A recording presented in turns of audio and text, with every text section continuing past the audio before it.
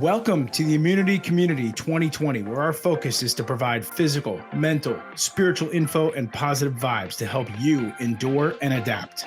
We'll be bringing you experts to provide strategies to handle stress and boost your immunity.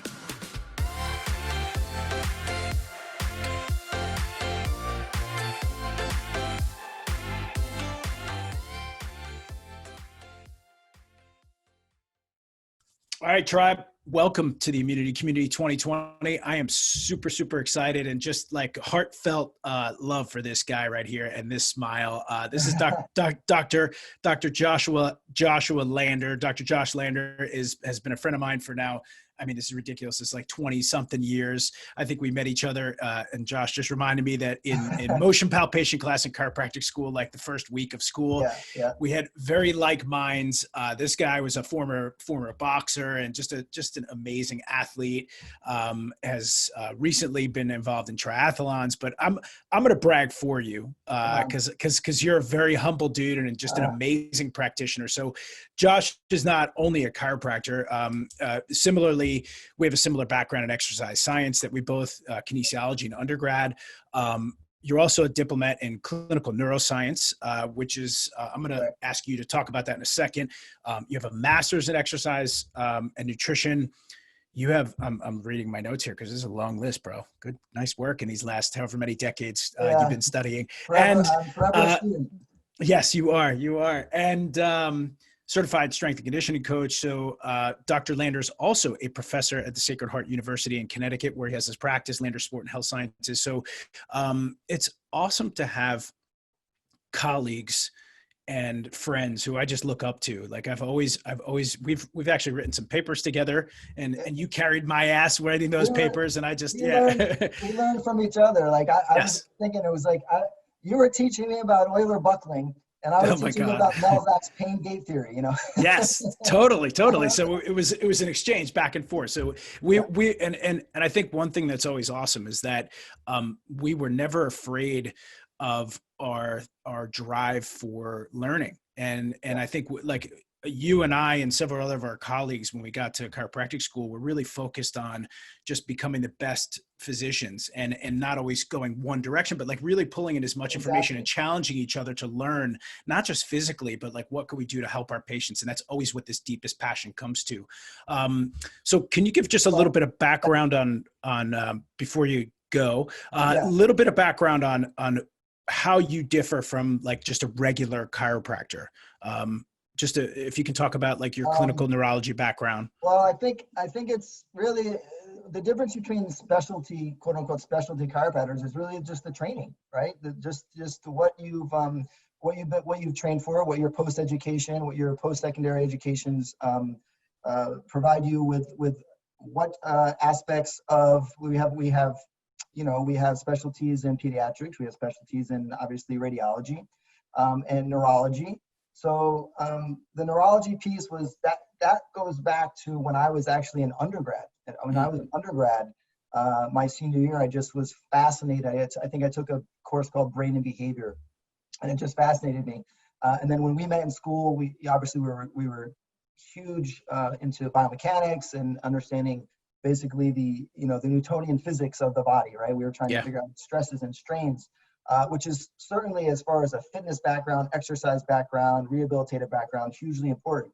But the neuro piece, the central consequences of what we do, the central consequences of exercise, the central consequences of metabolism and movement, always fascinated me. And then once we start to learn more about, neurological pathology and conditions that we can affect, I was all in. So that's where most of my post-educated or post-chiropractic education, that's where it took me.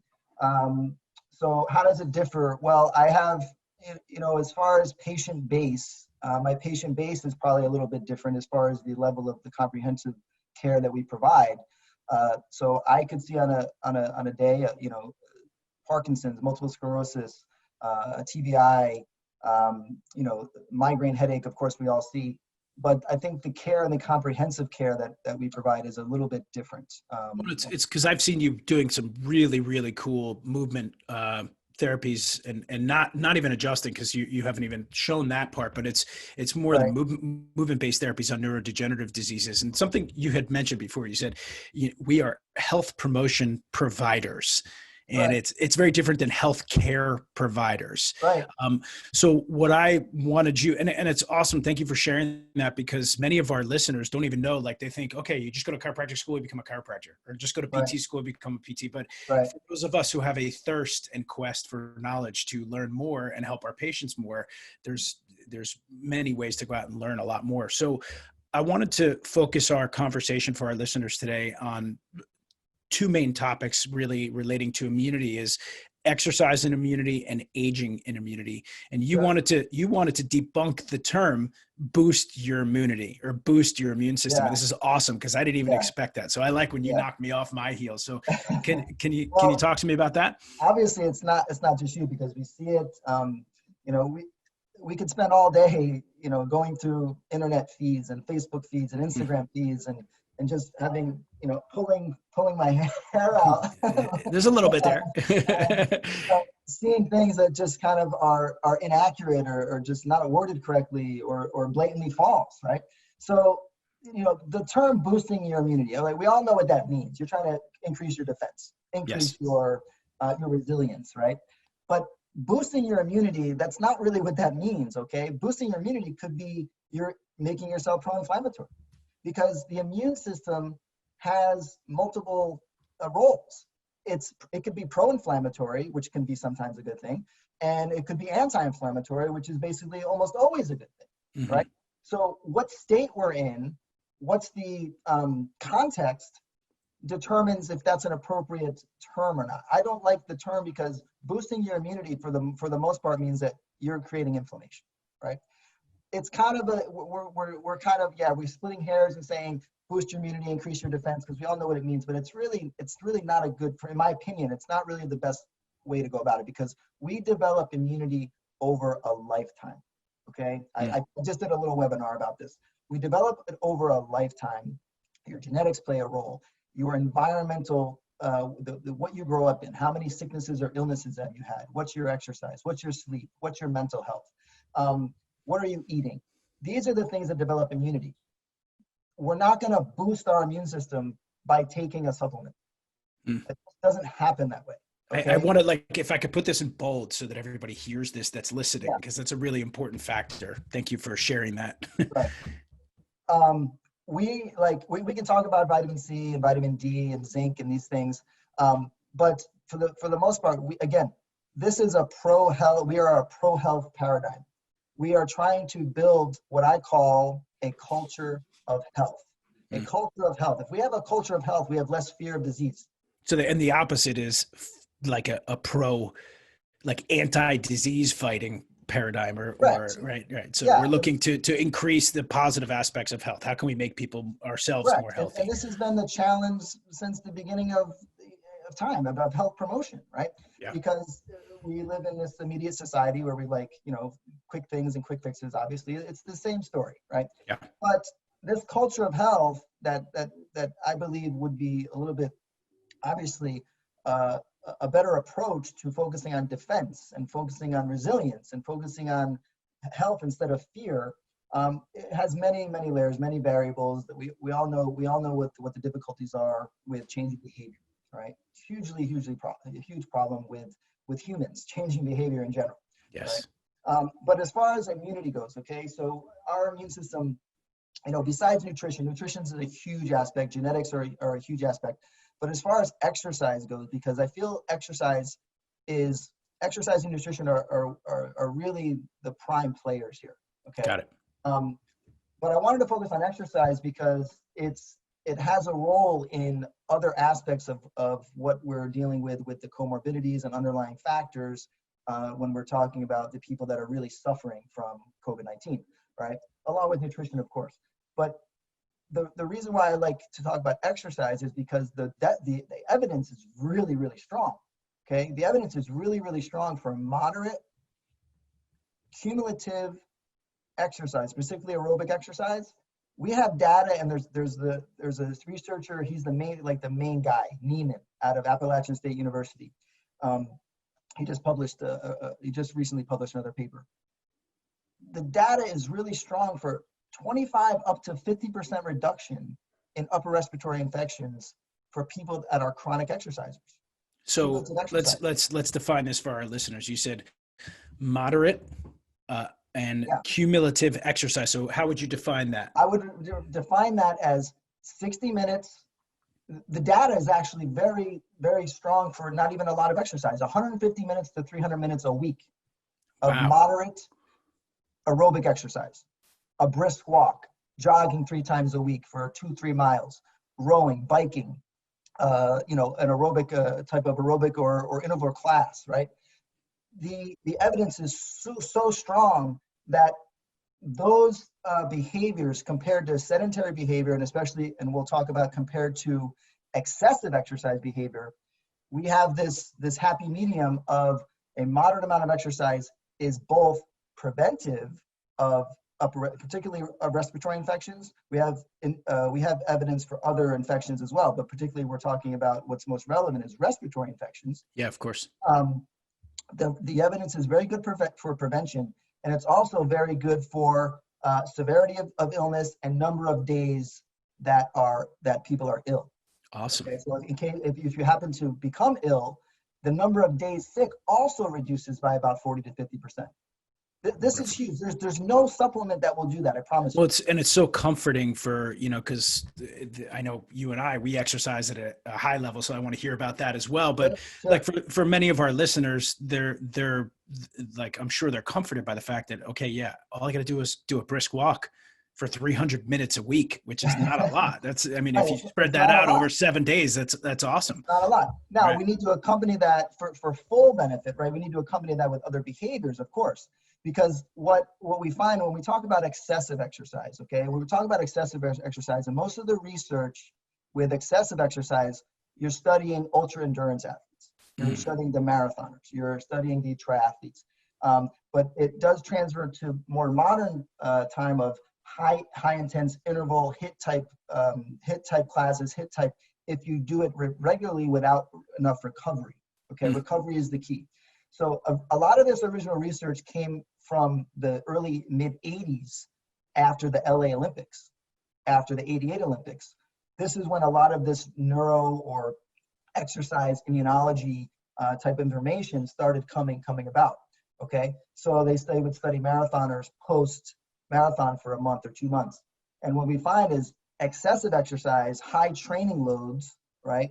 More than 50 miles, 40 to 50 miles a week, partner that with lack of sleep and energy restriction, which means low calorie intake, not supporting your activities, we see up to a 5 to 6-fold increase in upper respiratory infection compared to moderate exercisers, or even compared to sedentary people, right? So what do we do about that? That's pretty startling. Yeah, that's Yeah, and because of the way the immune system, we have the innate immune system and the adaptive immune system. And what does that do? Just like sedentary behavior, poor nutrition, the same pro-inflammatory types of immune responses that happen with a sedentary person, with a excessive exerciser, it alters basically the chemistry or the flux of immune markers and immune cells. Right? They become less responsive. In moderate exercise, it increases what's called surveillance. It increases your healthy surveillance of, let's say, your macrophage. It helps the antigen producing or presenting mechanisms from the macrophage or the innate system. Your immediate system has to present your pathogens to the adaptive immune system, which everybody knows that, or should know that that's where we get our antibodies from, right? So here, just a note, currently what the best evidence we have so far, we don't have any great evidence, but people that are responding well or that are kind of asymptomatic or seem to be somewhat immune to COVID, right, or to SARS-2, the research, there's been a few studies on their immune response.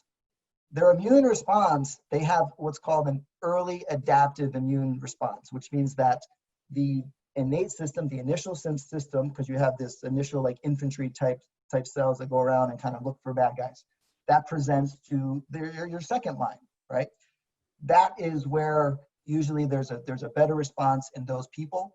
That is increased or aided with moderate exercise, right? Awesome. There you have it again. So really, really, really cool as far as, and why is this important? I'm so passionate about this because I don't want people to be scared. Yeah. I genuinely have a passion for helping people not live in such fear. When people say to me, why are you so scared, right? Or why are you not so scared? I said, well, because, and excuse me, but because I worked my ass off for like my whole life to keep myself healthy for a reason.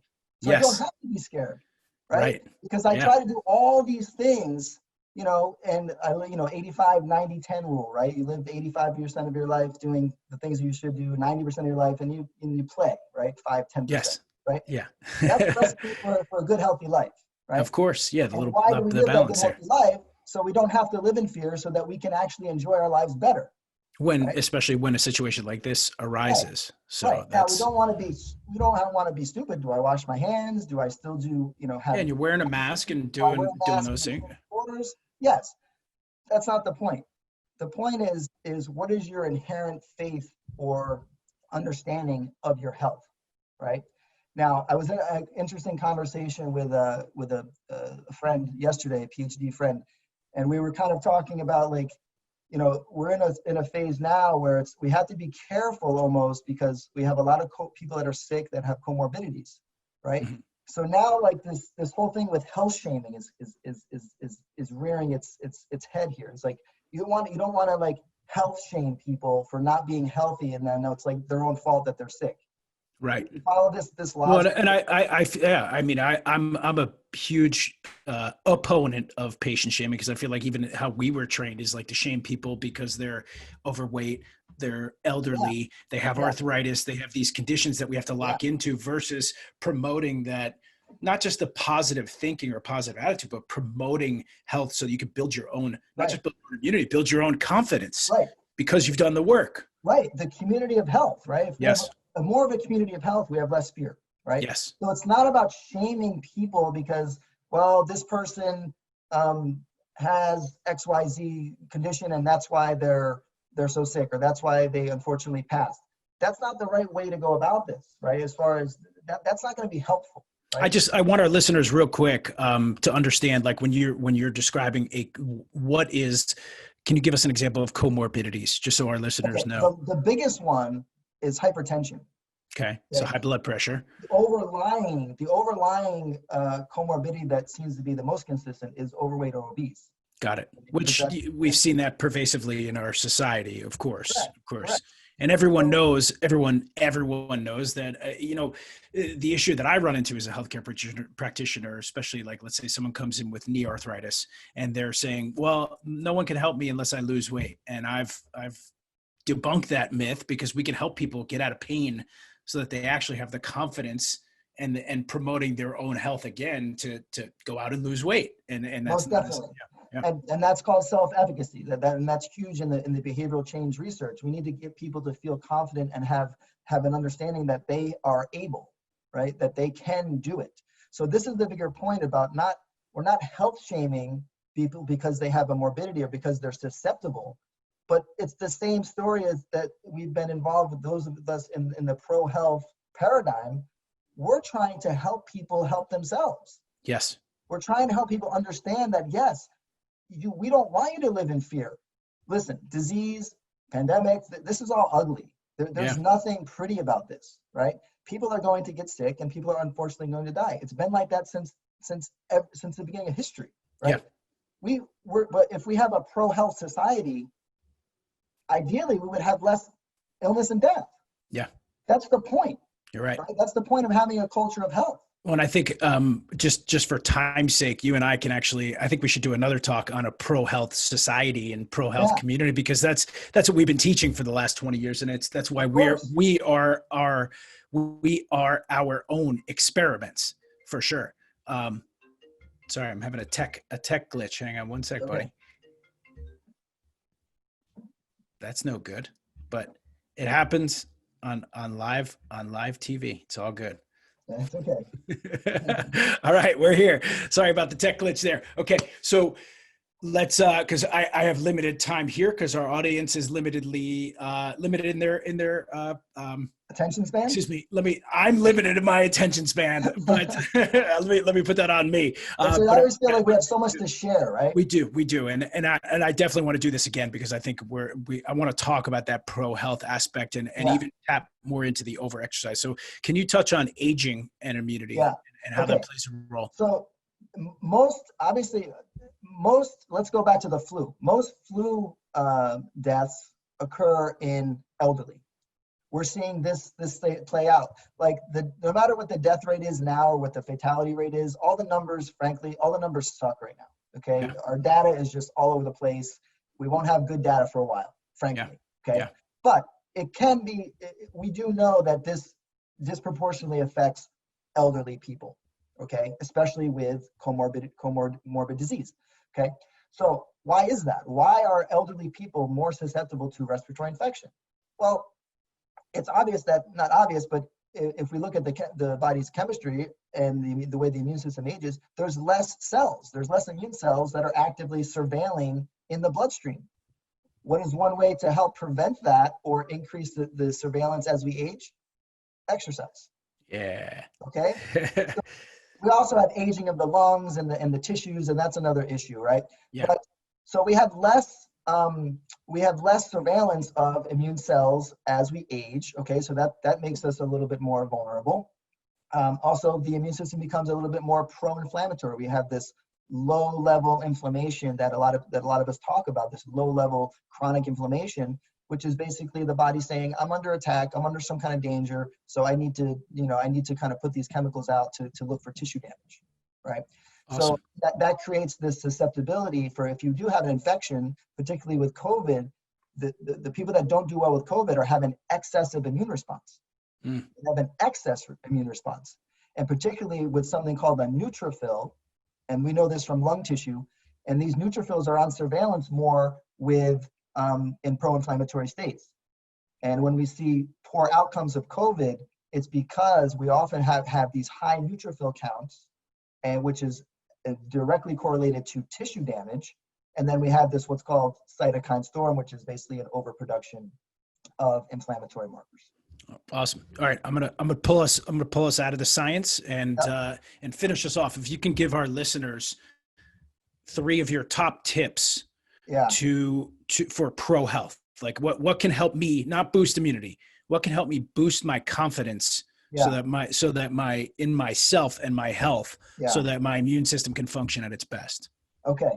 Well, I will tell you if you get moderate exercise daily, okay, a 45-minute exercise, 60-minute exercise bout where you're sweating and you have moderate to increase in heart rate, you're helping yourself. So if I'm doing a brisk walk, I should be able to speak, but not like with the most ease. Correct. Okay. And higher level training has cardiovascular effects as well, but we don't have as much research on that with immunity. But if you're exercising regularly and you're eating enough calories, right? Plant-based, earth-based diet, you're getting clean water, limiting your moderate alcohol intake. These are healthy behaviors. Okay. Awesome. And if you're getting enough sleep. Right. We didn't talk on sleep, but no, but it's and it's like out of all the it's one of the most common prevalent things that keeps coming up, and we could talking about my teenagers who are like still asleep at this point. Try to get 7 hours of sleep. Right. Awesome. I love it. That's it. All right, cool. So we got moderate exercise, anti-inflammatory nutrition, like earth-based, plant-based diet. And these are great general tips, and sleep. So awesome. Dr. Josh Lander, thank you, sir, very much. So we're gonna connect so people can find you, because I would love for our audience here in our tribe at Immunity Community 2020 just to see the amazing things that you're doing in Connecticut and what's out there for people who aren't having success or want to find another line and get into that pro health. So great catching up. I love you, man. Thank you so much. Yeah, you got it. Thank you. Right. Thank you. Yep. All right. Cool.